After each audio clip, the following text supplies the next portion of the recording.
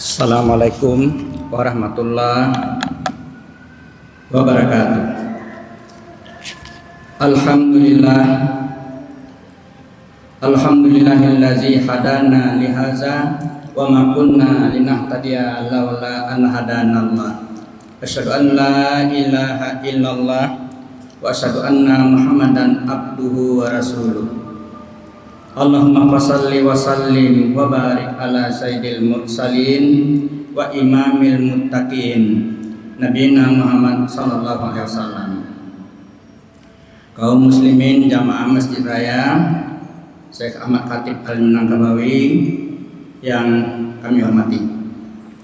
Puji syukur kepada Allah Subhanahu wa taala atas segala rahmat dan kurnia beliau kepada kita bersama, sehingga dengan rahmat beliau itu kita masih dapat menikmati segala rahmat dan nikmat yang diberikan Allah sampai hari ini.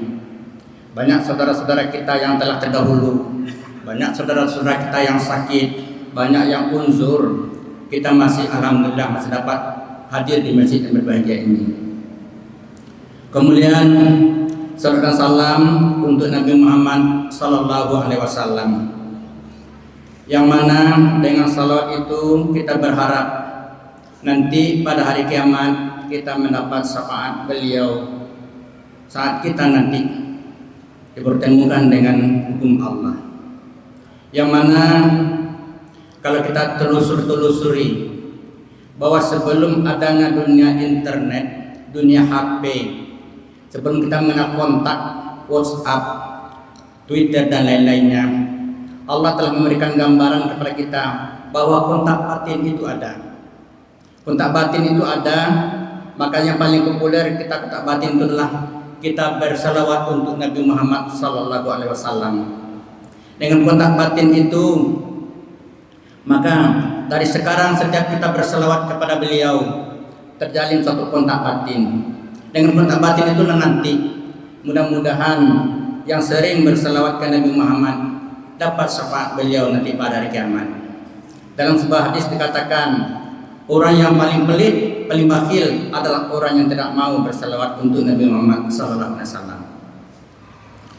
Bapak-bapak, ibu-ibu dan saudara, bahwa di zaman sekarang ini kita banyak ditemui dengan bermacam-macam penyakit, banyak bermacam-macam musibah, banyak bermacam-macam malapetaka, baik penyakit yang berupa psikis maupun penyakit berupa penyakit fisik.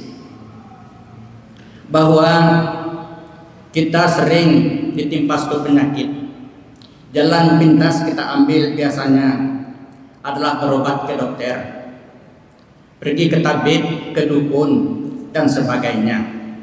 Sakit-sakit sedikit kita lari ke dokter, kita dikasih resep oleh dokter, belum tentu sembuh. Tapi kita yakin bahwa obat dokter itu menyembuhkan kita, sedangkan dokter sendiri belum tentu yakin obat itu bisa menyembuhkan dirinya sendiri, karena terbukti dokter-dokter juga banyak yang sakit. Begitu juga kita berobat ke tabib-tabib, ke dukun-dukun, kita yakin dukun yang menyembuhkan, sedangkan dukun-dukun juga sakit dan mati. Maka kita kembali kepada asal masalah, bahwa kalau kita sakit, dokter, tabib, dukun, dia bekerja dengan ilmunya. Ilmunya itu belum tentu memberi manfaat, tapi yang menyembuhkan itu adalah Allah Subhanahu wa taala. Maka setiap kita berobat di sana, Allah memberikan syafaat, maka kita sembuh. Maka karena itu kaum muslimin, kita kembalilah berdoa kepada Allah dengan cara membaca Al-Quran, bahwa Al-Quran itu merupakan obat yang paling baik. Dengan membaca Al-Quran itu, penyakit-penyakit yang paling parah sekalipun dapat disembuhkannya. Oleh Ibnu Abbas meriwayatkan bahwa Rasulullah sallallahu alaihi wasallam pernah bersabda, jika kamu merasa was-was, bacalah surat yang berbunyi huwal awwalu wal akhiru waz zahiru wal batinu wa huwa ala kulli syai'in qadir. Kata Nabi, Jika kamu mengalami pikiran was-was, perasaan keluh kesah, resah dan gelisah, maka kata Nabi, bacalah ayat yang terdapat di dalam surat Al-Hadid ayat 3. Tadi sudah dibacakan bunyinya, huwal awalu wal akhiru wal zahiru wal batinu wa huwa ala kulli syai'in qadir. Dengan membaca itu, yang artinya dialah Allah yang maha awal, dialah Allah yang maha akhir, dialah Allah yang maha zahir, dialah Allah yang maha batin, dialah Allah yang kuasa atas segala sesuatu, dia Allah atas segala sesuatu mengetahui. Ini hadis. Maka kita kalau sakit, kembalilah ke hadis Nabi tadi. Mudah-mudahan sakit kita itu diringankan. Dalam Imam Asy-Syaukani, saya ulangi, Imam Asy-Syayuti dalam kitab Al-Itqan mengatakan bahwa beliau berkata, Ibnu Majah dan lain-lainnya pernah meriwayatkan bahwa Rasul Ibnu Mas'ud berkata, hendaklah kalian berobat dengan Al-Quran dan madu. Hadis diriwayatkan oleh Ibnu Mas'ud mengatakan, kalau kalian sakit, hendaklah berobat dengan Al-Quran dan madu. Kemudian kaum muslimin, sebagai motivasi bagi kita untuk kembali kepada Al-Quran, jika kita sakit, jika kita resah dan gelisah, pakailah obat dokter kalau ingin memakai obat dokter, pakailah obat tabib atau dukun jika ingin memakai obat tabib dan dukun, tapi sertakanlah bahwa yang menyembuhkan itu adalah Allah Subhanahu wa taala. Tidak ada yang daya dan upaya kecuali karena izin Allah Subhanahu wa taala. Talhah bin Musrif berkata, jika Al-Quran dibacakan kepada orang sakit, maka sakitnya itu akan menjadi ringan. Ini menurut yang diriwayatkan oleh Talhah, bahwa pentingnya kalau sakit, bacalah Al-Quran kepada orang sakit itu, sakit akan ringan. Kemudian kaum muslimin, dalam surat Yunus ayat 51 juga disebutkan tentang manusia-manusia yang telah diberikan Allah padanya, yang artinya kami bacakan, wahai manusia, sungguh telah datang kepadamu Al-Quran dari Tuhanmu sebagai penyembuh dari segala penyakit yang ada di dalam dada manusia dan petunjuk serta rahmat bagi orang-orang beriman.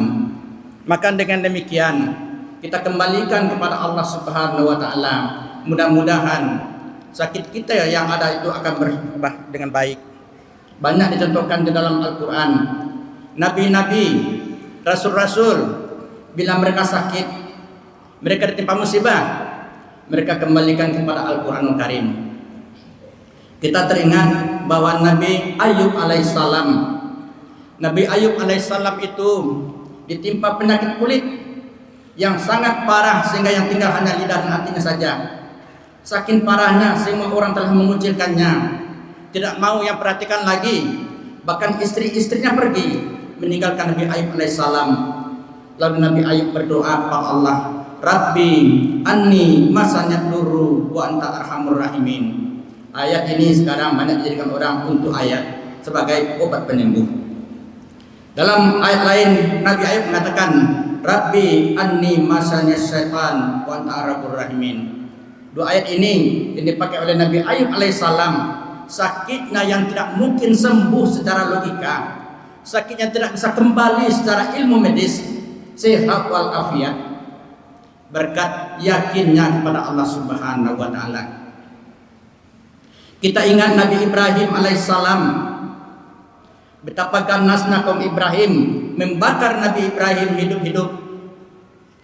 Nabi Ibrahim tidak mengeluh kepada siapa-siapa.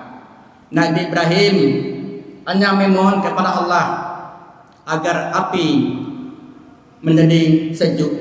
Ya naru kuni bardan wasalaman ala Ibrahim. Wahai api, jadilah kamu sejuk dan aman bagi Nabi Ibrahim alaihissalam. Maka api yang ganas sebesar sekali apapun, setelah apinya padam, dilihat oleh orang Nabi Ibrahim tidak tersentuh sehelai bulu benang pun, sebulu rambut pun tidak hilang oleh api yang besar itu. karena Nabi Ibrahim berdoa kepada Allah Subhanahu wa taala. Maka kaum muslimin, dengan ini termotivasilah kita untuk senantiasa berdoa kepada Allah Subhanahu wa taala setiap keluh kesah kita, gelisah dan resah kita. Bahkan kalau kita ingat seorang muazin yang terkenal di masa Rasulullah, namanya Bilal bin Rabah. Bilal bin Rabah itu suaranya merdu sekali, sehingga kalau dia jadi azan di masjid, orang yang tidak salat pun datang ke masjid mendengarkan suara azan yang merdu sekali. Saking viralnya, terkenalnya, sehingga azan muazin itu dibilangkan orang Bilal. Sampai sekarang dibilang orang Bilal. Bilal itu karena taatnya kepada Rasulullah SAW, dia disakiti, dizalimi oleh orang-orang kafir Quraisy, ditindas di padang pasir yang panas, diimpit dengan batu-batu besar. Dia tidak resah dan gelisah, memohon kepada Allah Subhanahu wa taala. Maka bagi Bilal tidak ada artinya batu yang besar itu, siksaan yang besar itu. Kaum muslimin, jika kita resah dan gelisah, kembalilah kepada Allah. Kalau bertengkar kita di rumah tangga, bertengkar kita di pertemanan, berwuduklah, salat 2 rakaat, lalu baca Al-Quran, mudah-mudahan hatinya akan tenang. Jangan kita lari ke menjadi habis uang, pergaulan akan sulit. Jangan kita kembali kepada mabuk-mabuk. Mabuk itu akan membuat kita rusak pikiran, keluarga kita tinggal malu, orang kampung menjadi tidak suka. Tapi kalau resah dan gelisah, Al-Quran itu syifaa'un lima fis sudur. Al-Quran lah yang bisa menyembuhkan penyakit-penyakit yang ada di dalam hati. Mudah-mudahan dengan itu kita kembali kepada Allah, timbul suatu motivasi kita bahwa yang menyembuhkan itu adalah Allah Subhanahu wa taala. Betapapun dokter, betapapun dukun tidak bisa menyembuhkan orang kecuali seizin Allah Subhanahu wa taala. Barangkali dengan penyampaian kita yang pendek ini mudah-mudahan memberi berkah bagi kita bersama. Jika ada yang kurang berkenan, saya mohon maaf. Wabillahi taufiq wal hidayah. Assalamualaikum warahmatullahi wabarakatuh.